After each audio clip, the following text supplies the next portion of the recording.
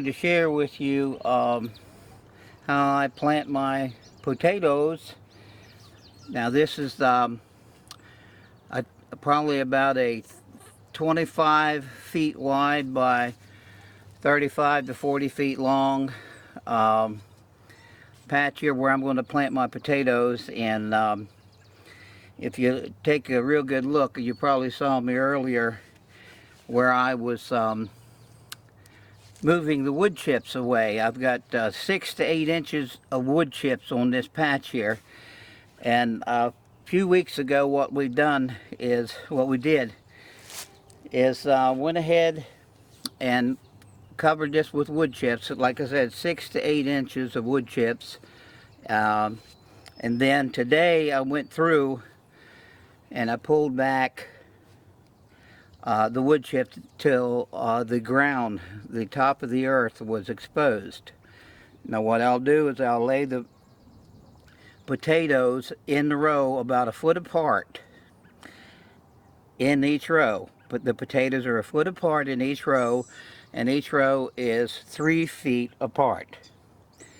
Now if you noticed what I did, I had 4 rebar stakes, and we strung a line on one on this end and the other one on that end to get a straight line. And when we got the first row done, we went ahead and stepped off 3 feet to the next row, and we drove the third and the fourth stake in and put the string line on it so we could get them even.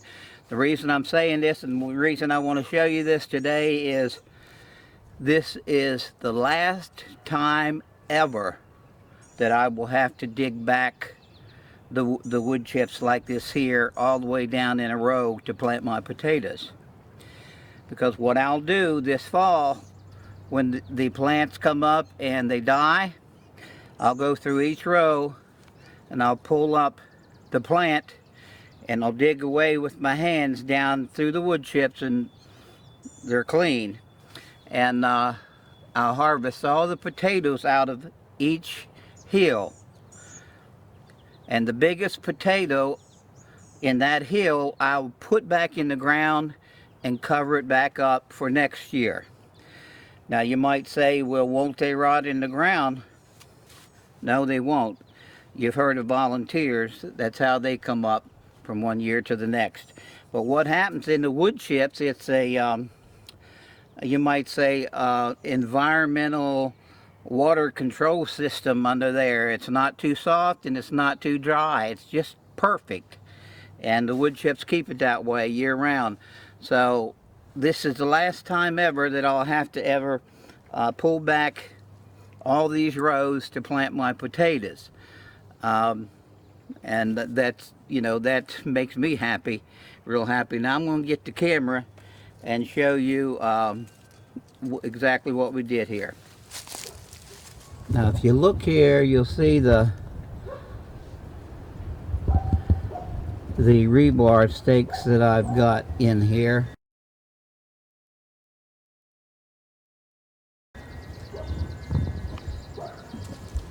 With the string line on so we can get a fairly straight row.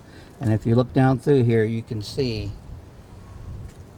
the 6 rows. It's pretty hard to see in this camera with the sun shining on it, so hope I'm getting this right.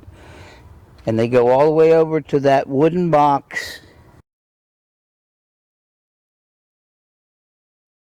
which is my strawberries, which are coming up through the wood chips now. We covered them also back in the fall. We covered the old strawberry plants up, and that way with about 4 inches of wood chips, and that way in the spring, which is now, the new hardy younger plants will push yourself back up through the strawberries, and you don't have to weed them out or thin them out at all, because only the hardy young ones will come back up.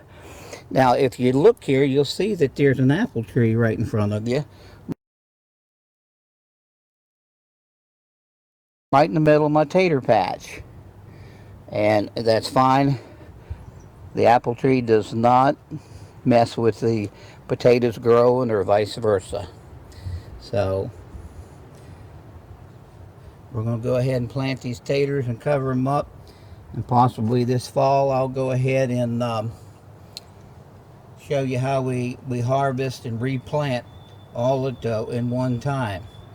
We pull the potatoes up, put the biggest one back down in, cover it up, go to the next hill, do the same thing all the way through.